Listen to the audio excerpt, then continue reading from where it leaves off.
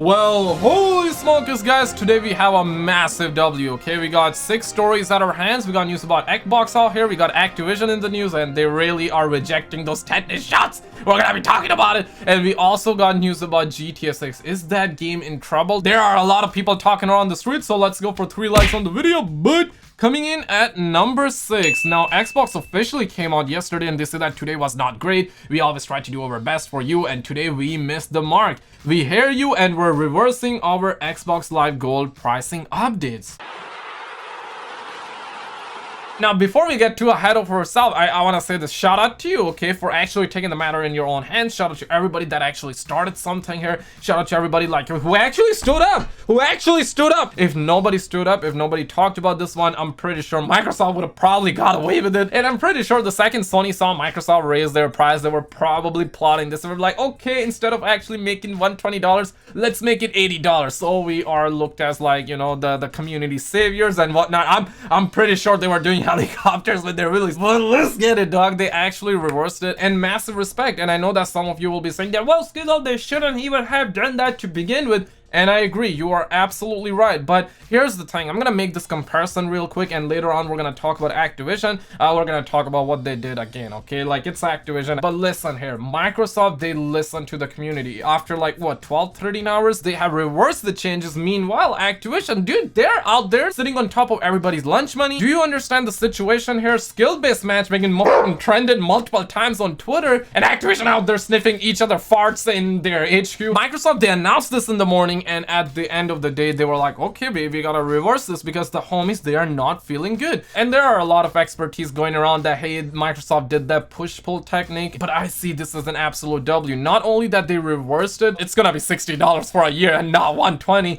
And I'm gonna bring in my expertise and say that, dog, let's make it zero. Let's actually make it completely free. Smash the like button and subscribe if you agree. On top of that, games like Fortnite and Call of Duty, they were not completely free to play over on Xbox. They were completely free on PC and the PlayStation, the Sony Pony PlayStation, right? And now Xbox confirmed that they will be completely free on the Xbox. So you see what can happen when the fans stand up. Jeff Grove says that Microsoft is gonna have to call retailers on Monday and tell them to put $60 6 months cards next to the Halo Infinite merch in the back rooms. Ow.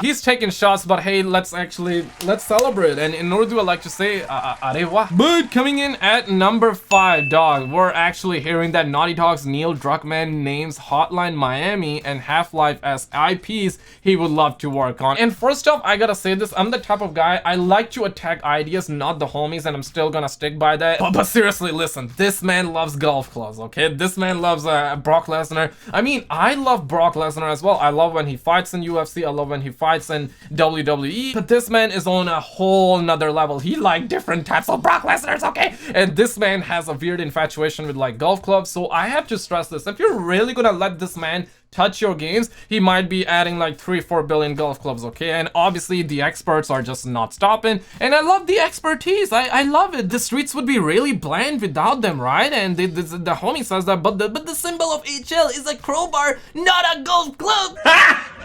Got him! Don't let this moron touch anything. I agree, he already ruined his own franchise. We do not need him ruining anything else. So the spice, the sauce is absolutely unreal. And in Urdu, I like to say there's a lot of Gandupan happening right here, guys. But at number 4, you know what? This is something that might hit you in the G spot if you're a fan of Dying Light 2, because Okami actually came out of nowhere, says that Dying Light 2 Collector's Edition leak via Czech retailer Xzone. And apparently this is the collector edition, and personally I have not played the first game, so I'm not like super into this game, but I know there's a massive fan base, and the man has linked the reset era by saying sauce, so by the looks of it he's also picking up the language, which I love to see. And my point here is that I'm not into Dying Light, but you might be into Dying Light, and if it hits you in the G spot, hey, I got you, okay? At number 3, we got Cyberpunk, another update. Push Square say that, guess what, Cyberpunk 2077 still has serious crashing issues on the Sony Pony PS5 and the Sony Pony PS4 after patch 1.10. The homie Mr. Demon Reacher added me in this situation. Obviously, we have a lot of spies around the streets, but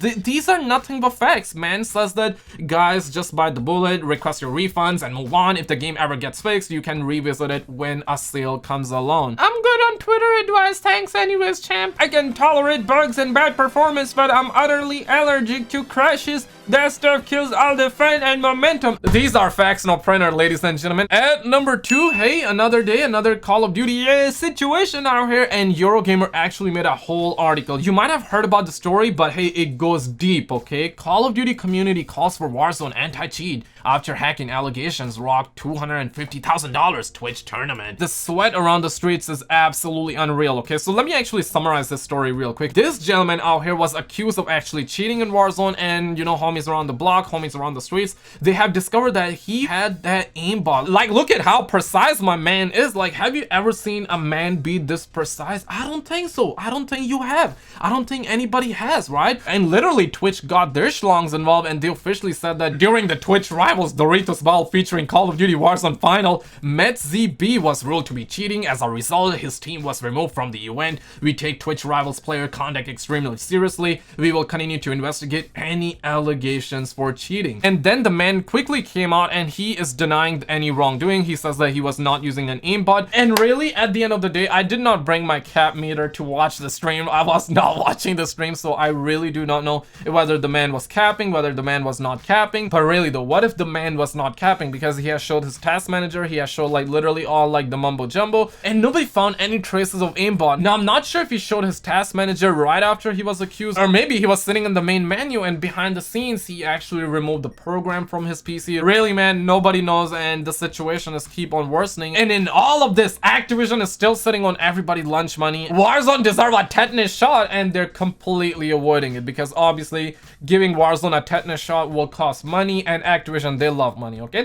They got more money than God, and they're still like, nah, man, we're not gonna give Warzone tetanus. Dude, Warzone really needs a tetanus shot. It really needs a tetanus shot. Otherwise, how will it move forward, right? But at the end of the day, it's Activision, and there's a lot more stuff happening behind the scenes, so we're probably gonna have more videos on the situation. It's like every single day, right? Activision does something every day. If you compare Activision with Microsoft, there's a night and day difference. Like in less than 12 hours, Microsoft reversed the changes, and it's been like what, like a year already, like 2 years already. Like people have been screaming about skill-based matchmaking, and nothing, nada. Now before we get into number 1, turn those notifications on. I'm always gonna keep you in the loops. But coming in at number 1, this is something that I have seen a lot of people talk about, alright? And a lot of you wanted me to cover the story, and the situation here is a little bit sus, okay? Now, Will Hershey, he's like the co-founder, the CEO of Roundhill, and he says that Tencent is reportedly raising several $billions to buy a US or Korean gaming company. And the situation here is that a lot of people think that they're raising money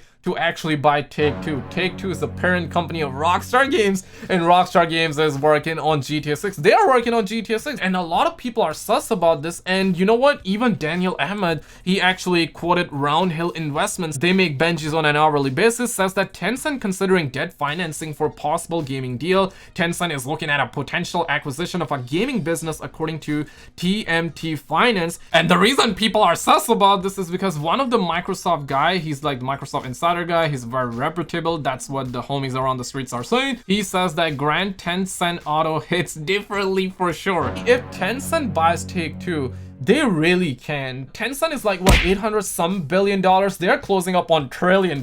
That is more money than God. Obviously, I'm joking around. Activision has more money than God, right? Take-Two is around $22 billion.